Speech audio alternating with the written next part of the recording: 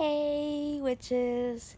Today is day 14 of the 31 Days of Tarot Challenge by Ethany, and the theme today is what is my favorite non-tarot divination tool. Now, I was a little torn about this because one of my favorite things to do besides tarot is ask for omens and signs, and that works out pretty well for me as long as I stay open-minded about what the omen and sign, it can come from anywhere. But that's not really a tool. So I decided to go, you can count intuition a tool. But anyway, so as far as like a physical tool, I chose the pendulum. My husband makes pendulums and sells them at various events. And so I figured I'd show you mine, then a couple of his that he makes. He made mine as well, but this one's mine. Let's see if I can get it. It's aventurine and Alaskan jade on bronze and copper with a mushroom. Oh, hold up. Oh, my son was playing with it and it got a little bent. Anyway, I'll fix it later. Anyway, the mushroom is blown glass on Alaskan jade cut, and the blown glass was made by an artist in Alaska. So we made this when I was living up in Alaska and could easily access these things, but yeah, that one's mine. I love this one. It's been very accurate with me. I don't have a lot of issues with accuracy with most pendulums anyway, but I do like that one. Here's another one. So this one is a polished cut piece of aventurine, obviously. The ones he normally works with are raw points that he wire wraps and then makes into pendulums. This is a more simple one. Let me see if I can get it to hold still. With some Celtic knotwork that he's done.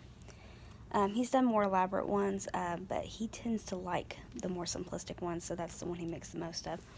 But recently he's gotten into wooden pendulums that he turns. This one is made out of, I think birch. I might be wrong, but I think it's birch. And he didn't label this one, and of course that's the one I grabbed. Most of them are oak or they're labeled otherwise, and the fob is made out of the same wood. I just thought that was really pretty. And then silver. So that's what he makes. And if you've never used a pendulum, the concept is that you hold the fob in your hand and let the pendulum swing. And then you ask it questions that are either yes or no or true or false. And it swings a certain way for each answer. So what I recommend doing is before you get into asking the questions, you hold your pendulum and say, show me yes. And you hold your hand still like I'm doing mine. Alright, and it's going an up and down vertical motion. Thank you. Now show me no.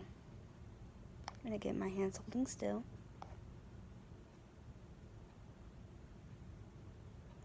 And it's just going in a horizontal.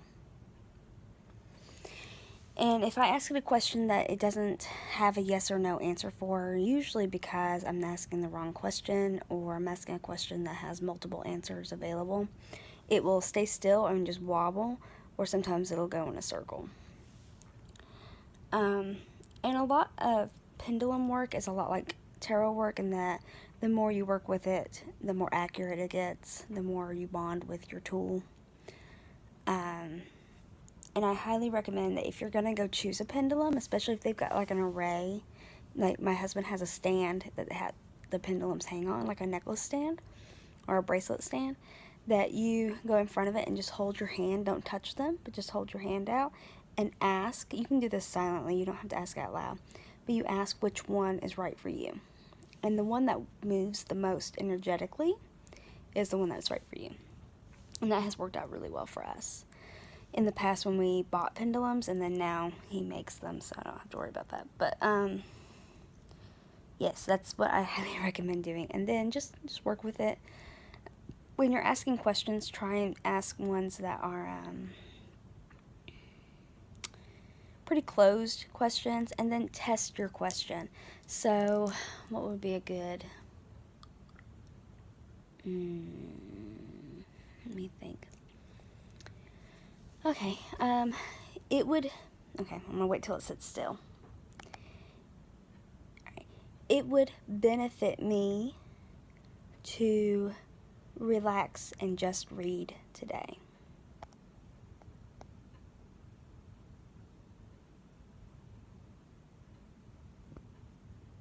Okay, good to know. Alright, so we're gonna test that. It would not benefit me to sit and read all day. I got a strong yes. So you ask the opposite of what you just asked. And if your pendulum gives you the same answer for both questions, you might want to tweak your question. You might want to get more specific, things like that. And I'm feeling kind of lazy today, so that's probably why it said no. I gotta get some work done. But, and then that helps. I often use pendulums in conjunction with my tarot reading. So if somebody asks me a specific question in regards to the tarot, or they're confused, or something is coming up in the tarot reading that is complicated, then sometimes I will simplify things by asking the pendulum. Or if I say I'm doing a reading and I'm wondering if I need to keep pulling cards or if the reading is done, then I'll pull the pendulum out and ask it if there's anything that I'm missing, if there's, if I need to go ahead and close things up, things like that. And it's been pretty accurate with me. I think it's really helped with my readings as far as, getting things simplified. So, and then also not missing things. So that's my second favorite tool for divination work.